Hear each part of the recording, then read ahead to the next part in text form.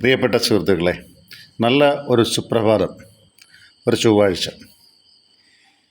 ലളിതമായ ഒന്ന് രണ്ട് കൊച്ചു കാര്യങ്ങൾ മാത്രം പങ്കുവയ്ക്കുന്നു. കുഞ്ഞായിരിക്കുമ്പോൾ അമ്മ താരാട്ട് പാടി നിങ്ങളെ ഉറക്കിയിട്ടുണ്ടല്ലേ? നല്ലതായിട്ട് ഇറങ്ങിയിട്ടുണ്ട്. ഇരവിമൻ തമ്പിയുടെ പാട്ടൊക്കെ കേട്ട്. ഇരവിമൻ തമ്പി എഴുതി നമുക്ക് അറിഞ്ഞുകൂടാ, കാക്കയ്ക്ക് കാക്കയുടെ പേരറിഞ്ഞൂടാന്ന് പറഞ്ഞതുപോലെ നമുക്കന്ന് അറിഞ്ഞുകൂടാമല്ലോ. എന്നാലും ഉറങ്ങിയിട്ടുണ്ട് താരാട്ട് പാടി.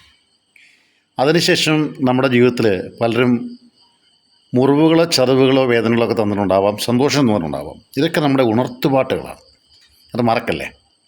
ഉണർത്തുപാട്ടുകളെ നമ്മൾ എപ്പോഴും ദൃഷ്ടി എപ്പോഴും കത്തിച്ചു വെക്കാൻ വേണ്ടിയാണ് ഉണർത്തുപാട്ടുകൾ നമുക്ക് മുമ്പോട്ട് പോകാനുള്ള പ്രചോദനങ്ങളാണ്. 3-4 കൂട്ടരെ പ്രത്യേകം നിങ്ങൾ ശ്രദ്ധിക്കണം.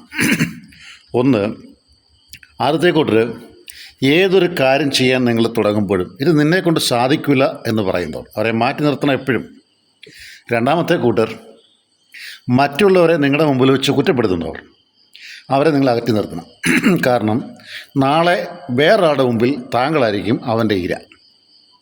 മൂന്നാമത്തെ കൂട്ടർ പിഞ്ചു കുഞ്ഞുങ്ങളെയും നിരായുധരെയും ആയുധം കയ്യില്ലാത്തവരെയും ഉപദ്രവിക്കുന്നവനെ ഒരിക്കലും വീടിൻ്റെ പരിസരത്ത് പോലും അടുപ്പിക്കരുത്.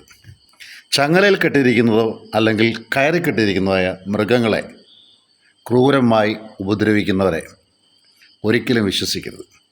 മനുഷ്യരൂപം കൊണ്ട പിശാചുക്കളാണ് ഇവരൊക്കെ. അതുകൊണ്ട് നിർത്തേണ്ടവനെ നിർത്തേണ്ട സ്ഥലത്തേക്ക് നിർത്തുക.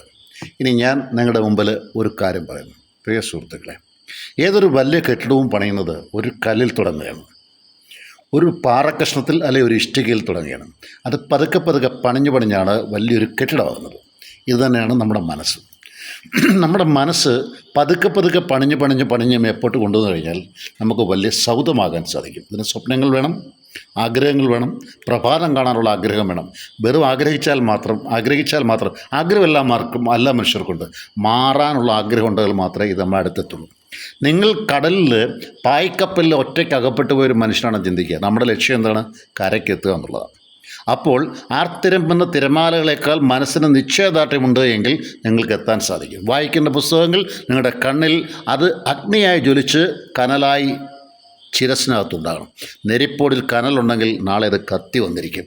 അതുകൊണ്ട് വിജയാനുഭവം എപ്പോഴും വളർത്തിയെടുക്കുക. ഒരേ ഭൂമി, ഒരേ സൂര്യൻ, ഒരേ ചന്ദ്രൻ, ഒരേ കടൽ. ഇതിൽ ചിലരൊക്കെ വിജയിക്കുന്നു, ചിലരൊക്കെ തോൽക്കുന്നു. എന്തുകൊണ്ട് നിങ്ങൾക്കൊക്കെ വിജയത്തിൻ്റെ ഭാഗത്തേക്ക് വന്നുകൂടാ?